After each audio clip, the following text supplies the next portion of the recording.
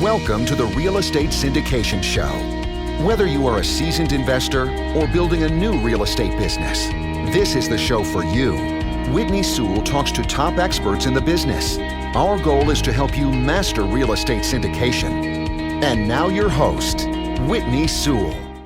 This is your daily real estate syndication show. I'm your host, Whitney Sewell. Today, our guest is Jason Yarusi. Thanks for being on the show, Jason. Hey, Whitney. Good to be back. How are you? I'm doing great. Happy to have you here. I think you were on show like 98 or in the high 90s. I can't remember exactly, but I looked it up, but I think it was 98. And you're on show 16,400 now? Close to that. Close to that. Okay. Almost. Yeah. Jason, honored to have you back on the show. But before we get into it, I want to remind the listeners, go to Life Bridge Capital, go to the contact us page where you can connect with me and I will have a call with you personally. I'd love to help you any way I can. Go to the Real Estate Syndication Show so you can ask questions. You can submit questions that you want me to ask the experts, just like Jason.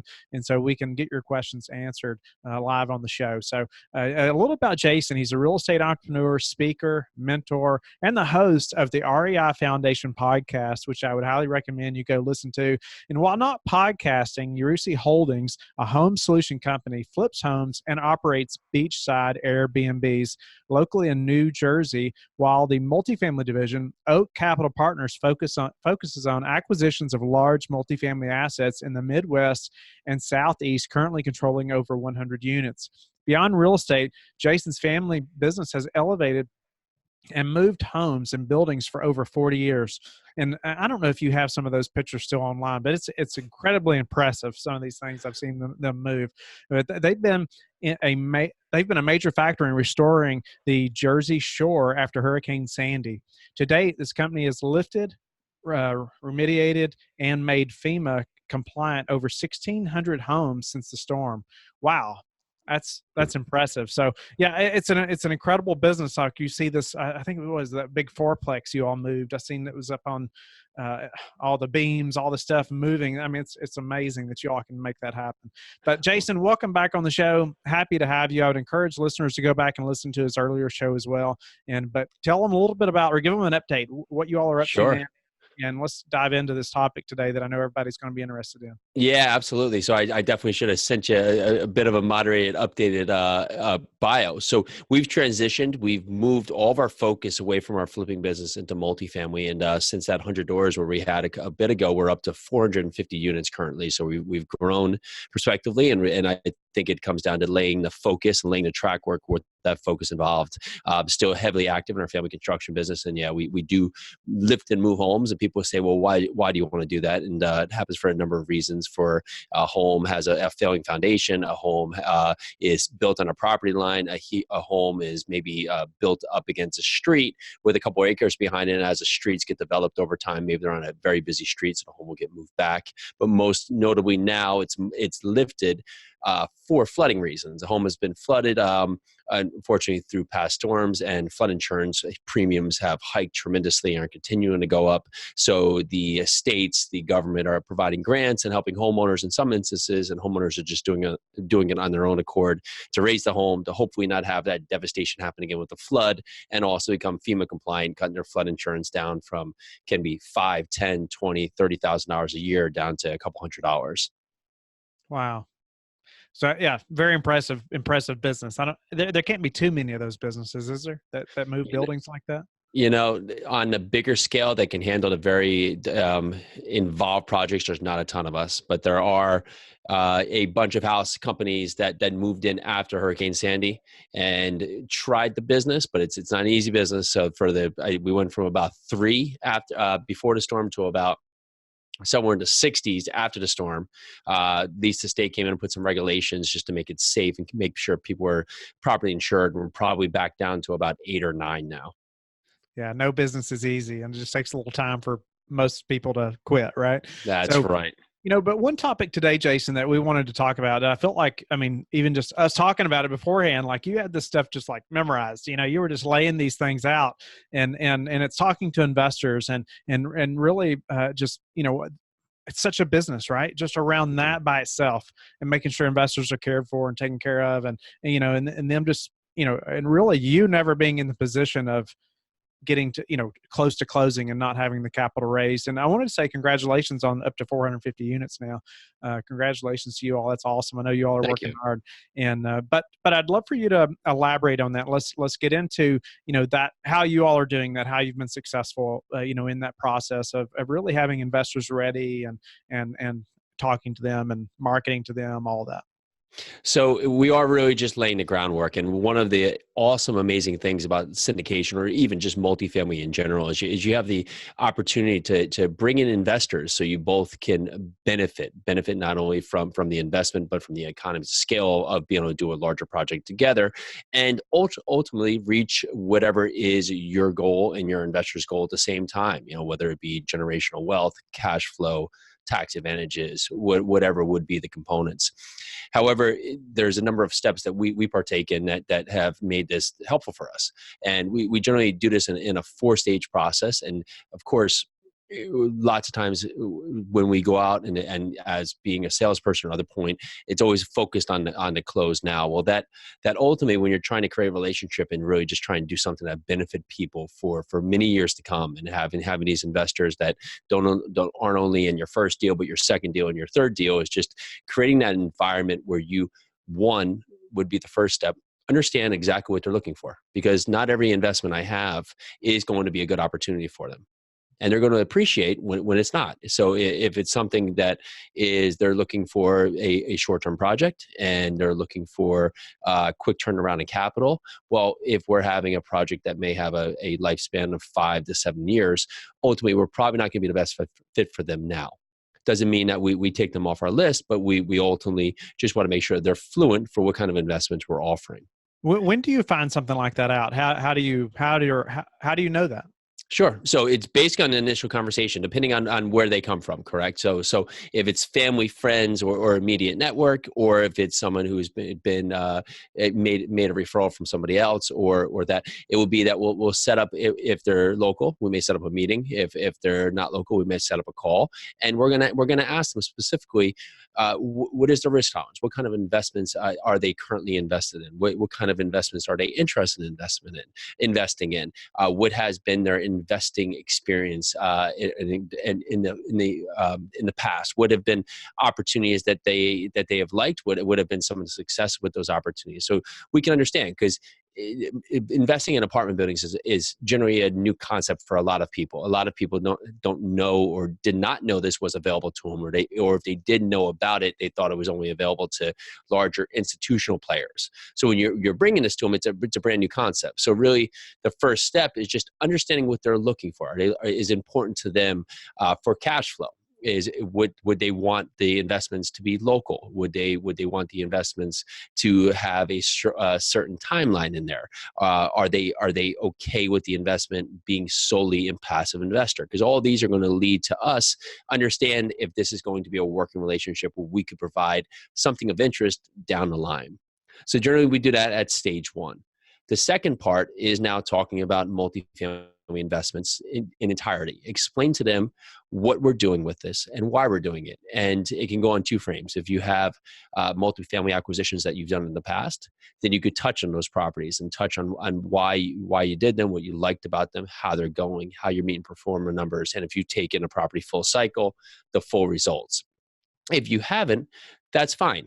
You could talk about the industry, the class. You could talk about why you like these typical type of investments, the number of the 5 factors: cash flow, appreciation, depreciation, debt pay down, tax advantages, how that forms out to be a great investment, how pooling resources from investors allows you all to benefit from the economies of scale to tackle these larger projects. If you have markets in mind, why you're talking specifically about those markets. If you're in a Dallas, or you're in an Orlando, or you're in a Greensboro or a Louisville, why you like those market dynamics, and what you're looking to do to expand yourself to have full knowledge to take on such an investment. Do you have other board members in place that are coming on that are going to be part of your deal that have experience? Have you put yourself through rigorous training of some capacity, some CCIM training or other?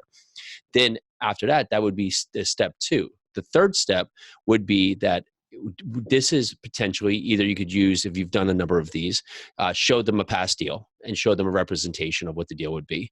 But if you haven't done these, we created before our first deal happened, we created a mock deal. And the mock deal basically represented the kind of deal we were looking for and outlaid the type of returns we would be focused on, how the whole period would work, how the structure would be laid out for the investors. And we went over the entire concept so the investors were fluent with this. And that could happen over one or two conversations, because generally when someone's received with a lot of information, if they don't have time to take it all in and just conceptualize it, the answer is always going to be no if you ask them if they like it, because it's just too much to take on in one conversation. And then once we do that, we'll give them the idea about what we're looking to do and see if there's general interest, and gauge what their interest may be. Do they have an amount they potentially may invest? And what we find is that at that point, maybe it's not right for them at that time, but we'll keep them involved and let them know as we acquire the deal and keep them updated, because just because they weren't ready at that time, they may be ready the second deal, the third deal down the line. However, if they are ready, they've now given us an idea of what kind of investment they are looking to make potentially. Maybe it's $50,000 or $100,000.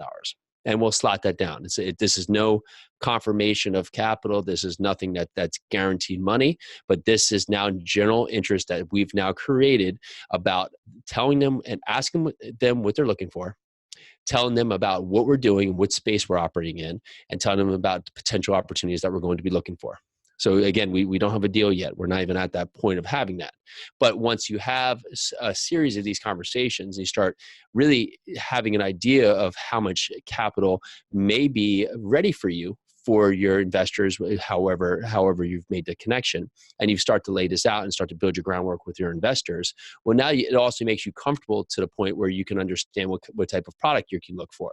So if you have the ability, you feel potentially to, say, raise $2 million, and generally a good landscape would be, a total price or total acquisition, maybe a third could be needed just in capital raise. So then if you can raise potentially $2 million, then potentially you could look for a $6 million acquisition. So then it makes you have that warm feeling inside that you feel good that when you do go out there and now find a property and get it under contract, that now you have done the groundwork that you can go back to potential investors and now consider that you'll be able to have a successful raise.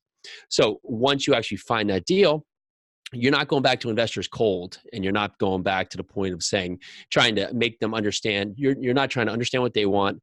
Then they're not trying to understand why you're doing this. And then they're not trying to understand what the whole multifamily deal looks like. And then now you're trying to pitch them on a deal. That's just too much. And it makes you look in need instead of really what the ultimate goal is. How can we help the investors meet what is going to be their goal expectations for their life and their future? And how can we work together? That is a much better scenario in how we like to operate. So we're now providing investments for people. We fully understand what may be the right investments for them. So when we do have the right investment, we can bring it to them, and it's already a conversation we laid weeks, months, potentially years before. And now it can be a very easy conversation because, hey, remember the kind of opportunities we had been speaking about in the past? Well, here is that opportunity. We have this great deal. We'd like it for these reasons, just in line. We're looking to hit these returns as we spoke about before. We're looking for this deal structure as we spoke before. Would you still be potentially interested? And at that point, it's a lot cleaner of a conversation, a lot more beneficial of a conversation for everyone going forward. Love it. Yeah, I appreciate the importance on laying the groundwork, just like you said, and that it's not like the second time this investor's ever heard from you when you're showing them a deal that's, or we'll say a property that they could invest in. It's important that they know you, right? That they've understood, they understand parts of the business, and that you've somewhat educated them before you have this opportunity. So, through that process, you mentioned keeping them involved. Are there other, how are you keeping them involved? How are you connecting with them, on that ongoing basis? Let's say they don't invest on that first time, but, what are they seeing from you? How are you staying top of mind? Sure. So the easiest way is that if you have not put together a newsletter, a monthly newsletter, and send them out updates. Of course, you're going to be sending your investors out updates who are active in the project. You're going to be sending them out monthly, quarterly, however you set it up, updates about the property. However, you should be doing a monthly newsletter with those investors who may not have invested in this deal that are included. Tell them what you're working on, how the deal's coming along, and just points about the deal that give them context about how you're tracking with what you actually said you were going to do. And ultimately, that's the best way to stay connected and stay in touch. So as the next opportunity comes up, they can still be top of mind with you when they do. And maybe it is the right time, because investors don't always say no to you because of you or because of the deal. I mean, there's so many outside reasons. It could be, they get hit with taxes because they opened their own business, or it could be they just lost their job. A number of different variety of reasons that have come up that are completely outside of you and the deal. So just because they say no doesn't mean no forever. It just means no at this time is not the right thing. Yeah, and I appreciate that as well. And because I get offerings all the time from people that I've never met before. Mm. I mean, I'm sure it happens to you as well, but so no groundwork, no foundation. We've never even had a conversation before. I don't even know how they got my email, honestly. Yeah.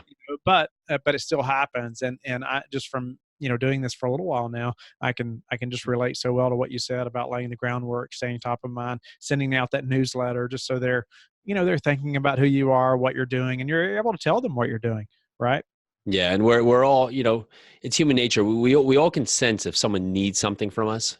And so if you get a deal under contract and you haven't done that groundwork, well, now you need the money. You can't raise the money and just so you can create a great environment for everyone. You need the money. And that's a different approach, unfortunately, because now every conversation matters, because every conversation is now part of a timeline getting you to whatever is that stage of closing there. And that can be an uncomfortable feeling for each party, right? However, if you have the months to do this and continue to do this, well, now time is on your side. And now you can put people at rest because you want to understand what's best for them. And then it makes it easier as you get into the deal, because now you've already done the groundwork to know potentially what you can do. So it's not you're not going in there blind. Yeah. Yeah. So, Jason, what are some ways though that maybe you stand out with investors, and, and how you stay, are there other ways that you stay top of mind, or maybe information that you might provide to them, or I don't know, ways that, you've kind of thought out of the box, or maybe something you're willing to share? Sure. Are we talking active investors in the deal, or just investors overall? Let's do like before the deal and even after they've done a deal. So if you haven't and found a deal, that's fine, right? And that happens. I mean, we're all passively aggressive right now trying to find the right deal. So we're trying to make sure we have the right opportunity for investors. However, there's plenty of opportunities that if you are in a certain market, that you can send over data that supports why you like this. Could it be that there's a new car plant opening up and it's bringing in, 5,000 jobs to the area? Could it be that it was on, top 10 list for millennials for this number of reasons? And you could send these out as updates, passing this information on to investors that further solidifies why you like an area and why you think it's going to be solid. So that's a good step just to continue to grow them out there. Now, if it is part of a active deal where you have investors on it, it's as simple as, if you tell them you're going to do something, do it. If you say you're going to do something by tomorrow, do it by tomorrow, because that carries through for everything. And so we do a monthly email, and then we do a quarterly email after the first year. And for that point, if there's any conversation or anything that needs to happen offline, they're welcome to call us, email us at any time, text us, whatever's their foray. But generally for that point, they know that middle of the month, wherever that 15th falls, whether it's a couple of days before or after, if it's a weekend there, they're going to get an update on the property that's going to consist of really, if there's anything. So generally it depends on the repositioning, but it's going to be the positive things happening, anything that's not meeting the plan we had, and how we're correcting anything that's not meeting the plan we have. And we generally form every email at that point so investors can have a full scope of what's working, what needs to be readdressed, and how we're readdressing it. Nice. So tell me your all's buying criteria. So you're talking to a broker, and the broker says, yeah, Jason, great to meet you. What's your buying criteria? What's your answer? Sure. So it's going to depend on location, but let's say Louisville. So for Louisville, we want to be 75 to 150 units of BC assets, whether there's operational inefficiencies on the management or the property side that we want to focus on. We're looking for $3 to $12 million range in the south to south central submarkets. Nice. So if somebody brings you a 50 unit, 45 unit, we'll say deal in Louisville, you're going to say, sorry, it's just not what we're looking for, or are you going to look at it? No, we're going to stay away from it. It's just not building to where we want. And if you say, okay, I'll look at the 45, then would you look at the 42, and then would you look at the 39, and then would you look at the 36, and all of a sudden you got a 4 unit you're looking at. So you have to draw the line in the sand somewhere, and you may miss out on what you think is an opportunity now. But if you're building to a certain place, it's not the opportunity going forward for you. Yeah, I appreciate that. And what's been the hardest part of this syndication journey for you? There's always difficult components. I don't know if I can pinpoint one out. You're always learning, and it's always that part that there's always something you can improve on, right? And so it's just recognizing what is the weak spot at the moment, and for that point, building it out. And whether it is to be more proficient with your property management calls, how to structure them better, how to prepare, whether it be for debt, like how to have a better resource available to get to the lender quicker, or some of those angles. Those would always be learning processes, just so we can make the timeline quicker for each one. Because when you're dealing with multifamily, it's a large property. So if you have a decision, that decision may take a week or a couple weeks to come forward through. So if you wait and you're not thinking actively about how that decision's working, you may be 2 months down the road before you realize that the decision you made back 2 months ago is not actually helping you. So you want to always be looking ahead and always be tracking the data and always making sure the data is coming across, because it's ultimately these small changes that you make can have a huge effect on the performance of the property. And so tell me, it's a big question right now about this potential downturn, right? That's everybody's talking about. So tell me how your company is preparing for that. Sure. So focus on cash flow, long-term debt, have reserves in place, be positive for our outlook, but also, again, I think I said it before, but being aggressively patient is that we're looking for the right opportunities. We're not stretching. We're not stretching for the point, and definitely not looking at rent growth based on where it's trending the last 2 or 3 years. We're looking at rent growth where it's happened, where it should happen in the norm. We're looking at cap rates where they've been for years past us, not where they are. So we just want to be conservative on our outlook, but continue that we know there's opportunities out there. So continue to look, but then make sure that everything fits in a box when we're finding it. And so what kind of reserves do you all look to have? Like, is that a per door? Is that a per, how are you all doing a percentage, or how do you all calculate that? Depends on the property and what level of repositioning. However, it's going to be, say you're going to have at least $350 per door, then we're going to reserve for now our PITI. So we're going to have that built out for at least 6 months, maybe 9, depending on how upside down the property is. Those would be the main two items there. And then also now anything we need to set aside for CapEx, because looking at this, you want to make sure that your reserve. So if times hit, what can we do? Like, what is our break-even point compared to our rents, compared to our expenses and our mortgage? And also now for unforeseen, we want to have all that built in as well. Yeah, no, a great answer earlier too. Like, I can't agree more. Cash flow, long-term debt, having the reserves, and then I love how you added in being patient. Yeah. Got to be patient. Absolutely. I want to buy more. I mean, we would do 4 deals a year if we could, but if I don't deal, I'm completely positive I'll do a deal in the year. However, if I don't do a deal because there's nothing out there, honestly, I'd be fine with that too. Although, I mean, I know there's opportunities out there. It just means I'm not digging enough. So what's a way you've recently improved your business that we could apply to ours? Property management, we set up a Google Sheet. So it's a live active Google Sheet, because lots of times when you have, especially when you're in the early stage of repositioning, the work is going on so much that you can get flooded with too many emails coming across. If there's a number of different people, if you're talking to leasing side, operations side, and then also maybe construction side, well, you may have 3, 4, 5 emails going across. And instead of getting lines crossed, we set up one Google Sheet. Google Sheet's live. People can access it. People can update accordingly and keep everything centralized and focused in one area. That's been very helpful just to keep ourselves out of the weeds. Okay. And that form is for what? Or you says property management? What, what? Yes. So it allows myself as asset management to have full contact with property management. And within property management, there's a different, there may be the leasing side, there may be operations, maintenance side, who I may have a conversation with, and there may be construction side. So maybe I have 3 different conversations going on, but instead we list all of our relevant points on the sheet. How are we working towards meeting these repairs? This will be on the sheet. Or leasing. How are we doing a marketing plan? What's been the success rate of the marketing plan?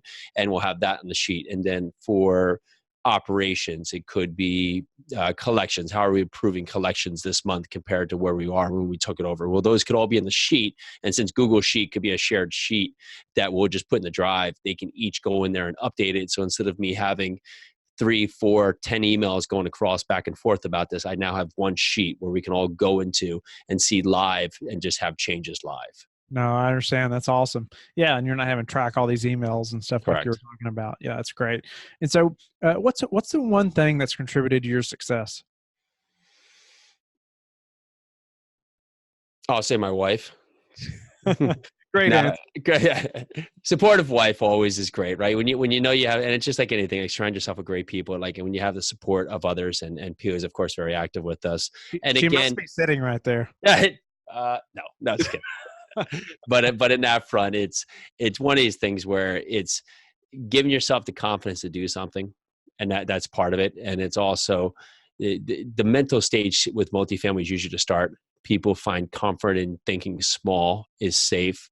And that's a lot of reasons why not a lot happens for a lot of people, because they want to make small bets, when ultimately, if you look back over the course of your life, what was the risk of that large bet you would have played if you've done your homework, right? So if we go out there and have 2 options, go after a 100-unit property, we've done our homework, or go after a 2-unit and we've done our homework because we feel safe. Well, it's a safer opportunity, right? So if you get a 2-unit and it's 50% occupied, well, you're 50% vacant. If I get a 100-unit and I got one vacancy, well, I'm 99% occupied. So you always want to look at what opportunity is out there, and what is your cost scenario for that opportunity. So I'm always trying to consider what the bigger picture will be, because ultimately the worst part of it happening generally never happens. It's not like if I buy a 100-unit apartment building and I have 10 vacancies, someone's going to come steal my dog and say something, so you just want to look at the downside. It generally is the worst case scenario we always go after. It's generally never there. Yeah, no, I appreciate your time today, Jason. Unfortunately, we're out of time, but tell the listeners how you like to give back.